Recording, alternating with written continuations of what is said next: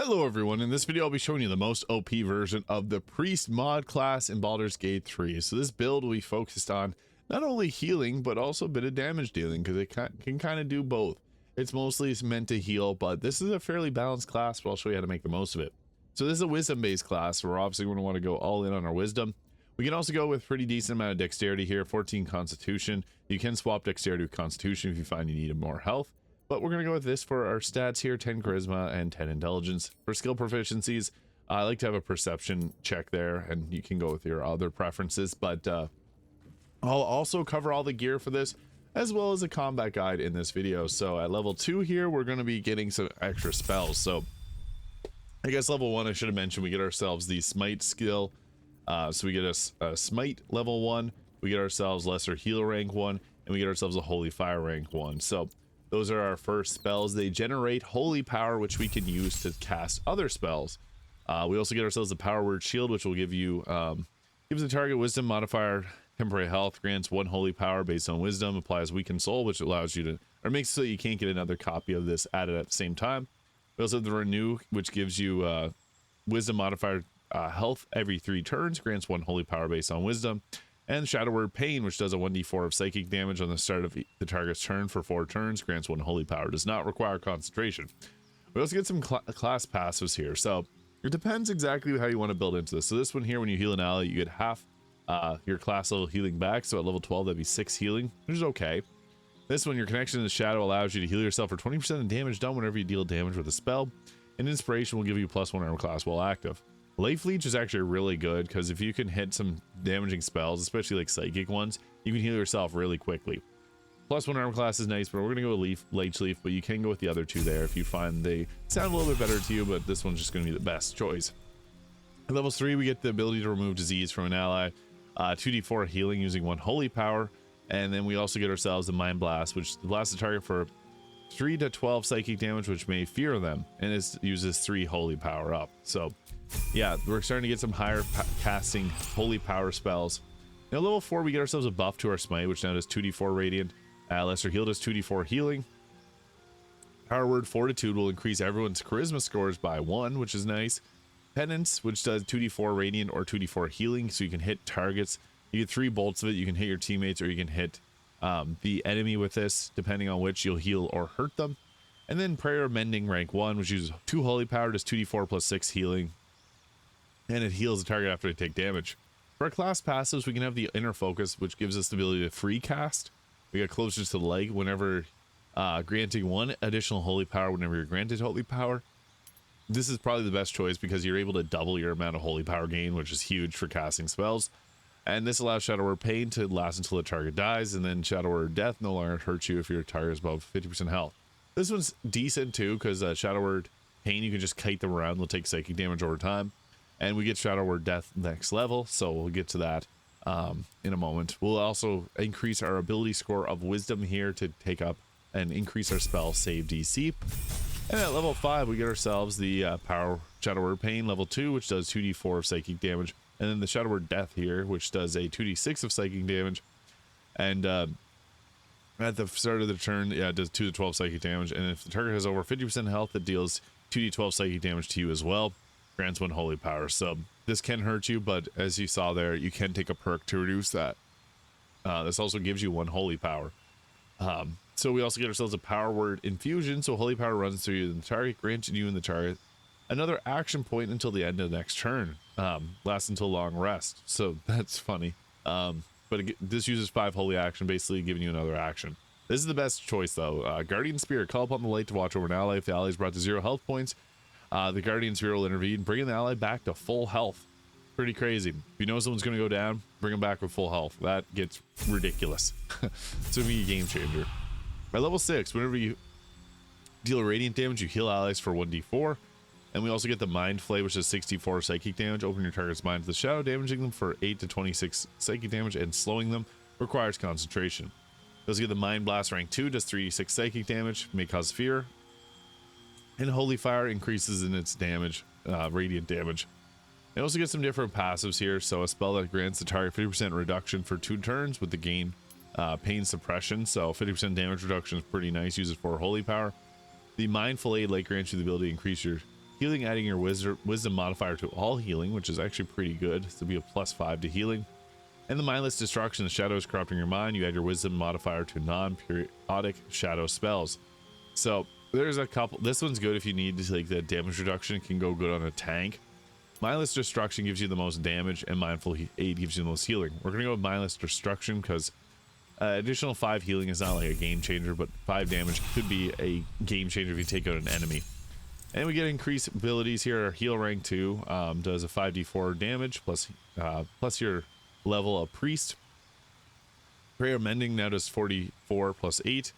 Smite rank 3 does 3d4, as well as the lesser heal does 3d4. And circle of healing, heal all your allies in a small area for 44 of hit points. So further increasing our ability to heal the team. And then at level 8 we get our powered fortitude, increasing everyone's constitution scores by 2.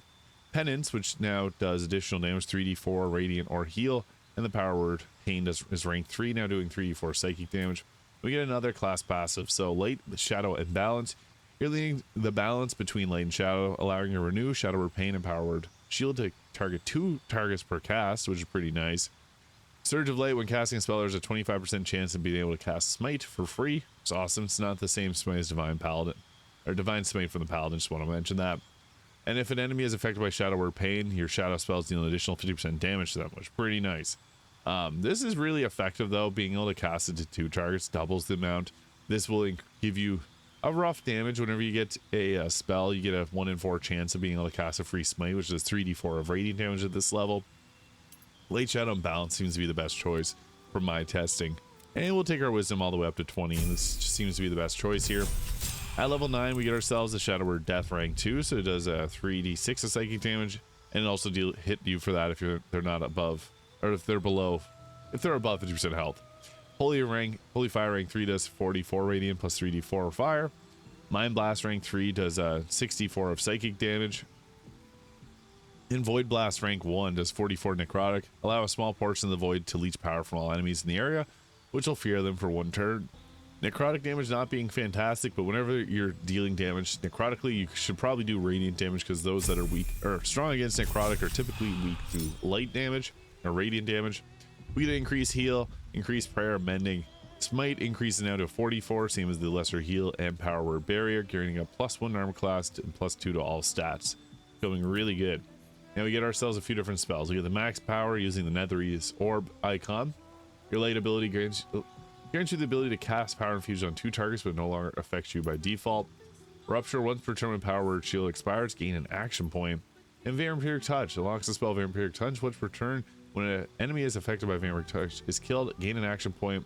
This also applies the effects of Shadow Word Pain, which is really good. So bonus action, being able to get yourself an extra action.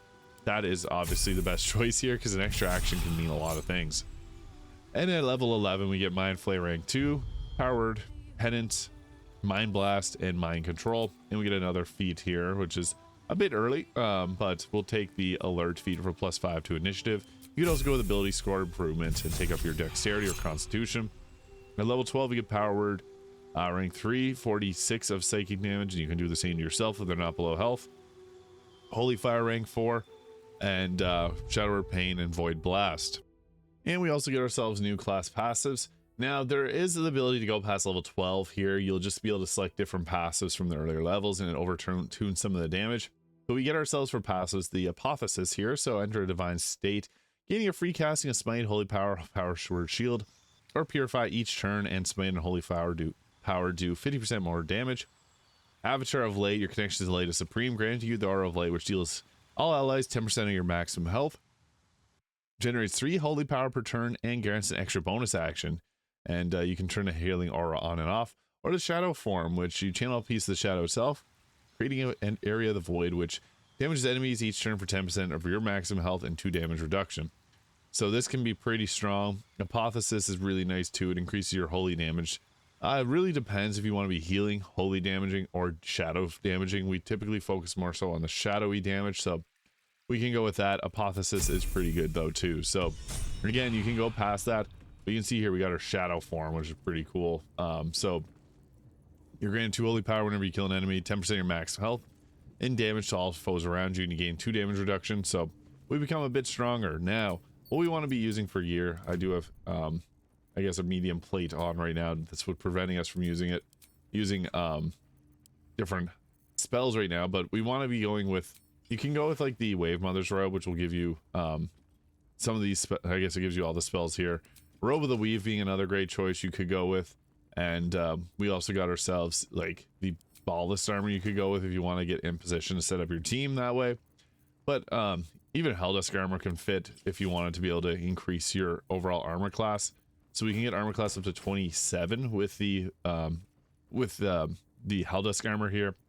But if we go with like the Robe of the Weave, we get less. So Helldusk armor is typically the best choice for that. And for items, we went with the Hood of the Weave here, giving +2 to spell save DC and spell attack rolls, +1 armor class saving throws, same as the boots and the ring. Helldusk armor, as I mentioned, and Helldusk gloves, which will give us additional fire damage on our attacks, but +1 to spell attack rolls, spell save DC. Although you can add the luminous gloves, which will do 2 turns of radiating orbs whenever you hit a target that's with radiant damage, or the gloves of Belligerent Skies here, which does 2 turns of reverberation. You can pair this with the boots of Stormy Clamor for further stacking. It's your choice here. I'm just going to leave the Helldusk gloves on, and a Crypt Lord ring because this gives us a free summon, and we don't have any of those, so it's nice to have. I want the Sacred Star here, but there's no real meta. You could go with like the Shar Spear, the Evening if you want to get Dark Vision, which is really nice, or Marka Heshker for a free casting of some spells that we don't normally get. So those would be the 2 best. Shar Spear of the Evening is pretty fun though, so you can go with that if you want to get the ability to see in darkness, because yeah, sometimes you will have situations where darkness does pop up, so that can work out for us. But yeah, we have the periodic darkness spells. I'll show you what this looks like in terms of combat because it's quite unique with the ability to generate holy power based on your attacks. It's pretty fun. Now you can also go ahead here and if you're in combat, you can do your heals and this will give you holy power. You start off with 10 here, and that increases with your spells being cast. So depending on what you wanted to do, you can focus more on healing using up your holy power, or you can also focus on dealing damage with it. There's a lot of different ways you can go about it. So I'll show off now. I guess we'll get Gale to give ourselves haste here so that we can deal a little bit extra damage. And yeah, I think it's nice to be able to showcase this. We'll not be focusing on adding in the rest of the party just so you can see what this can do on its own. It's not OP, I'll say that much. It's fun and decently strong, but it's not overpowered. So let's get ourselves into a combat encounter here and show off what's capable with this. Now everyone here reflects radiant damage, giving us a bit of a challenge here, but you can see we got our stronger spells are further down here. So we can go with, first starting off, we can add the Vampiric Touch here to a target. And also, if you have the Resonance Stone, this will make everyone weak to psychic damage, which is a big source of our damage. So you can see here, they're now weak to psychic damage. We can hit them with the Vampiric Touch bonus action, and they'll take psychic damage. They have Shadow Word Pain applied to them. And then we can go with our more different damaging options here. So I guess we'll go with we got ourselves Mind Blast. We may as well go with that, or we could go with one of the other options like Mind Flay, but we'll get hit from anything radiant from these folks. So we hit her for 74 there. We took her out, which, as you know, gives us another action. So we're not able to get in close and hit anyone else, but I guess you can heal your team if you needed to. You can apply Power Word Barrier, or you can even just go with some different spells here yourself. So we can go with a Power Word Barrier to be able to set up a barrier around ourselves. But we can also just go with a Smite here to give ourselves a free power up to our holy power. So yeah, use these to generate your holy power. We don't have any use for action, unfortunately, so I'll just burn those up to give ourselves back holy power, and then we'll end our turn and just let them do their thing. Now again, this class isn't super offensive. It's decent enough offensive, but it's balanced. It is balanced within this game. There's a lot of base game classes that are stronger than this one. So again, we can smack them with the Vampiric Touch, and then we got ourselves the Mind Blast, which uses up 3 holy power, but it hits really hard. They saved on it, and I guess they're fearful now, so that was good. But we can also just go with another damage here. So We got Mind Flay, which is nice. It uses up 4 of our resource here, but we can also just go with another Mind Blast, taking them out, giving us another action. So that's going to be our best choice there, as we get another action back. And we don't get a bonus action, so we can't actually hit them again, but we can go with something like the Mind Flare rank 1 here. 100% chance of hitting, even though they have disadvantage. So I hit the door with it. Of course I did. That wasted off my holy power. This may be... Oh, no, we actually did hit her somehow. We got her taking damage. Don't know what happened there. I think I attacked the door. But with this high armor class, we're pretty strong, so that's nice. And she's somehow now on fire, so that's something that happened here. I can't use any of the radiant spells against her, or else it'll damage me. You can apply, like, I guess we can go with the vampiric touch again, apply that to her, which will give us the basically the Shadow Word Pain, and then we can hit her with the Mind Blast and hope that this takes her out, because if not, we're in a tough position. And that took her out. Perfect. All right, we got our action back, so we can run back out, and hopefully we can hit him with this. So Shadow Word Death will hit us for damage, but we don't have any other choice, so we'll go with that. And hit him for 17. It broke my concentration, which is fine because that concentration didn't really matter. But we were able to hit him, and we took him out with it. Perfect. So there you go. You can see the priest, it does have some good damaging options, but if you need to, you can also just go ahead with like the penance attack here and heal your teammates with that, which is pretty cool. You got the radiant options. Radiant damage being an alright damage type. Oh, you can see there, he's able to block it, but it healed him. So yeah, that is the priest. There's a healing version. This is a more damage focused, but again, Baldur's Gate 3 is heavily focused on being damage focused. So let me know your thoughts in the comments. Hit the subscribe button below if you haven't already, and shout out to CMontgomery for making this incredible mod. I'll see you all in the next video. Thank you so much for watching.